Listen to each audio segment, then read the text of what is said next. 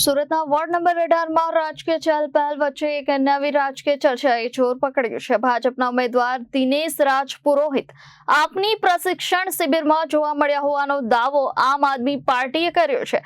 આપના પ્રદેશ પ્રવક્તા યોગેશ જાદવાણીના નિવેદન બાદ રાજકીય માહોલ ગરમાયો છે।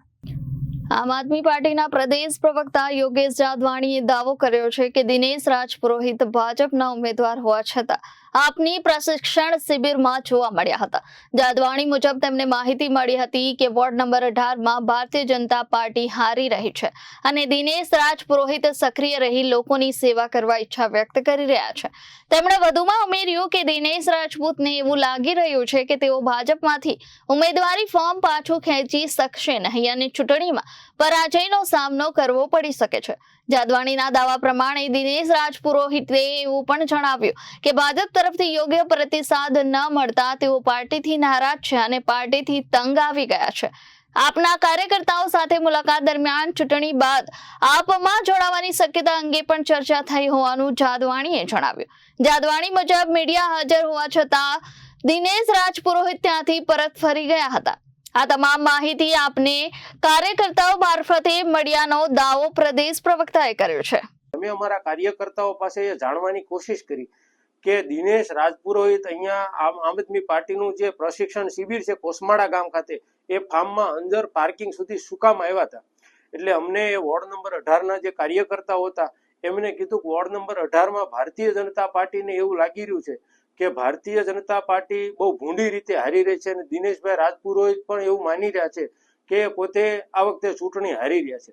તો દિનેશભાઈ રાજપુરોહિતની એવી ઈચ્છા છે કે આ ચૂંટણીમાં મેં ભાજપમાંથી ફોર્મ ભરી દીધું છે, હું ભાજપમાંથી ઉમેદવારી ફોર્મ પાછું ખેંચી શકું એવી હાલતમાં નથી, પણ મને એવું લાગે છે કે હું આ ચૂંટણી હારી જઈશ।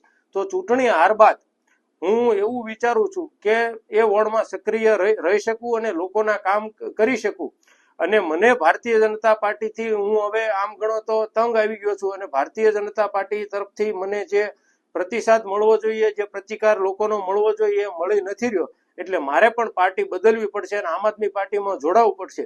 એટલે આમ આદમી પાર્ટીના જે અમુક કાર્યકર્તાઓ સાથે એમની કંઈક મુલાકાત થઈ છે એ દરમિયાન એમને એવું કીધું છે કે હું આ ચૂંટણી પત્યા બાદ આમ આદમી પાર્ટીમાં જોડાવા ઈચ્છુક છું અને આમ આદમી પાર્ટીની રણનીતિ, એમની કામ કરવાની પદ્ધતિ અને એમના ઈમાનદાર અને કટ્ટર લોકો ખૂબ સારા છે અને હું પણ એમનાથી પ્રભાવિત છું। એટલે ચૂંટણીમાં પરિણામમાં મને તો મારી હાર દેખાઈ રહી છે, મારી હાર પછી મારું આમ આદમી પાર્ટીમાં આવવાનું નક્કી છે એવું ત્યાંના કાર્યકર્તાઓને આવીને જણાવી ગયા એવું અમને કાર્યકર્તાઓ પાસેથી જાણવા મળ્યું હતું। અને ત્યાં હાજર રહેલા મીડિયાના મિત્રોએ પણ એમને ત્યાં ગાડીમાં આવતા જોઈ લીધા હતા। એમની ગાડી આવી હતી, એ ગાડીમાં આગળના ભાગે બેઠા હતા એવું મીડિયા મિત્રો કહી રહ્યા હતા કે વ્હાઈટ કપડામાં હતા અને એમની જ ગાડી હતી। અને જેવા જ એ મીડિયાના મિત્રોને જોઈ ગયા એટલે તરત એમને ત્યાંથી એમની ગાડી એક અમુક કાર્યકર્તાઓ સાથે વાત કરી અને ફટાફટ પાછી વાળી લીધી ને ભાગી ગયા એવા સમાચાર મળી રહ્યા છે। તો આવા જે કઈ ભાજપના લોકો છે, જે ભાજપ પક્ષથી કંટાળી ગયા છે, થાકી ગયા છે અને ભાજપમાં જે તાનાશાહી અને દાદાગીરી ચાલી રહી છે, તો આમ આદમી પાર્ટી જો ગુજરાતમાં કંઈક સારું કરવા માંગતા હોય, ભાજપની તાનાશાહી, ભાજપમાં રહેલા ભ્રષ્ટાચારથી થાક્યા હોય એવા કર્મઠ કાર્યકર્તા, કોઈ સારા કાર્યકર્તા હોય તો આમ આદમી પાર્ટી એને આવકારવા, સ્વીકારવા માટે તૈયાર છે। આપ સૌના માધ્યમથી હું જણાવું છું। Reporter Arvind Rathod, Janadesh news, Surat.